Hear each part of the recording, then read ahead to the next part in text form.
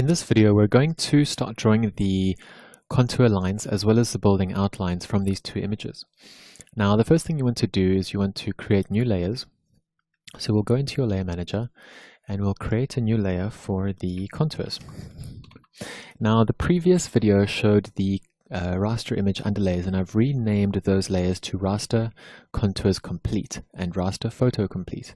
Now, the contour lines as well, I'll be showing you an example to explain the workflow, and then I'll turn on the layer with all of the contours complete, just so that you don't have to watch the process of me making every single one. So we're going to do contours, and while I'm here, I'm just going to make the other layers that we're going to be creating. The second one is going to be called buildings. So we can name that one buildings.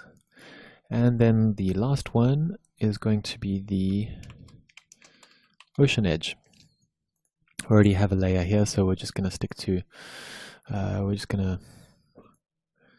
to call that ocean edge 2, since we already have that same name layer here. We'll make the current layer contours, and then we can start drawing our contours.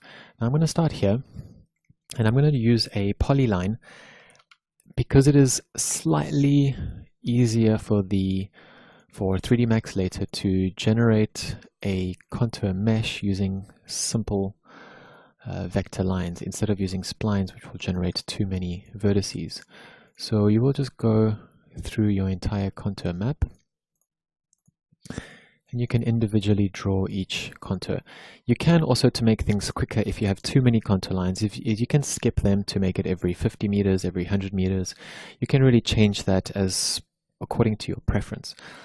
What I'm showing you here is just to draw each one. I will be tracing all of them, and the last thing we need on top of these lines is just to have a text reference that will come into AutoCAD as well. So I'm going to use a text tool here just to type 220. 220. So then we'll press OK, and we'll then make a copy of that, paste it here, and this one will be 200. And you can carry on that same process until you have all of the contours done, all of the contours ready. So I'm going to turn off these contours I've just created and turn on the layer that has all of them complete. So that will be the contours complete layer, and that will then show you the rest of the site. Now, the line here that you're looking at, this one here that I've selected, that is the ocean edge. To get that line, what we're going to do is we're going to turn off the raster image for the contours off, and we're going to turn on the photo layer. I'm also going to turn off the contours just so that we can recreate the same line, and then I will turn it back on.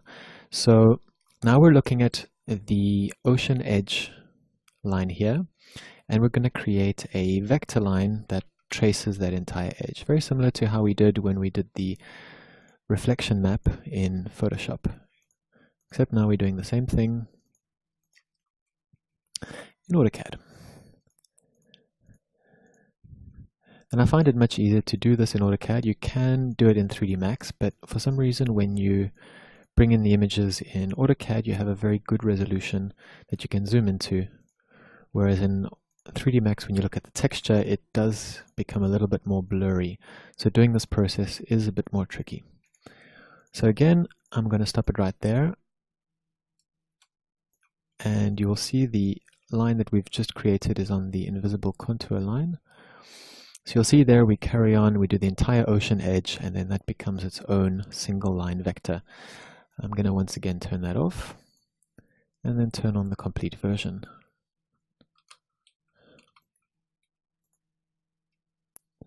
Contours complete, and then what you want to do as well, it happens quite often in AutoCAD, is that you get the front and back layering in the way that you don't want. So what you want is to press DR for draw order, select your image, and then just right click and send it to the back, B for back, and then press enter.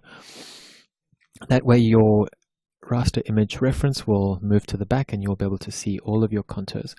Now you'll see that I didn't do the numbers absolutely everywhere. I have left some of them out. For example, here I didn't do this one. It might be done somewhere else down the line, but you just need to add the information that you think you will need when you bring it into 3ds Max.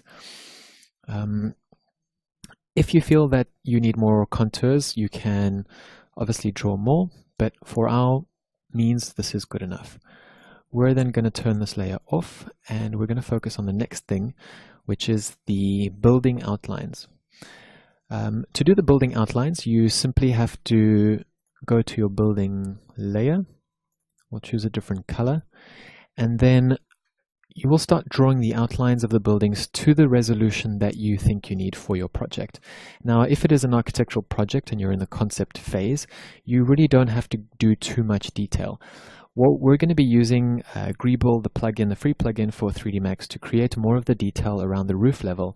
So what we want for Greeble is just to create simple four-sided polygons that we will then use to extrude from in Greeble. So to create that base geometry, all I need to do is I just need to create polylines, and then tracing the outlines of the blocks, I will just draw four-sided polygons. Four-sided seems to work best with Greeble, otherwise the forms that you get out become 3- or 5-sided, and well, most things in the city are four-sided, so let's just stick to that. And you don't really have to be too accurate. I mean, it's absolutely up to you and your preference. What you can do as well is you can model more of the high-res detail around your site, and then when it comes to your context, you can just work with the very basic big blocks. That tends to be good enough. So you'll continue with this process of blocking out your buildings, and once you are complete, it will look something like this. As soon as I find the layer, I'll turn it on. So this is the layer that we will bring into 3D Max in the next video, and we will start to extrude out of this layer. Now, what we've done in this video is we've just gone over the contour creation as well as the building creation, and we have numbered the heights of the contours, and we're pretty much ready to export from here. Now, just before I finish the video, I want to just show you two more small tricks. The first one is with your contours. Now, you will notice as well that if you try to export from AutoCAD into 3D Max, you'll notice that the text layers don't really work. So what you want to do is you want to explode all of your text. Now I notice that this is already exploded because it's finished, but I'm going to turn on the contour layer that we were creating earlier, and that will help you to understand the process. You'll select the text, and then you will go here into your express text and then explode text. Now you'll notice that it'll fly all the way into this little corner here. So what I like to do is I create two reference rectangles of where the text came from, select the text, explode it, and then you'll just need to move it and rescale it. There might be a way of doing this without this process. Personally, I haven't figured out how, so this is what I do. I'm not really sure why it always rescales like this, but very often it's not really that much of a problem. I just rescale it like that and I get it back to where it's supposed to be. So once I delete this, I then have my text values in a simple vector outline that I can import into 3ds Max. Now, the next thing you want to do is you want to go out and save that, and you'll then go and save it as a drawing, making sure that the version number is suitable and compatible for your version of 3D Max. And that is about it for this video. Thanks for watching it, and in the next one we will go straight into 3D Max.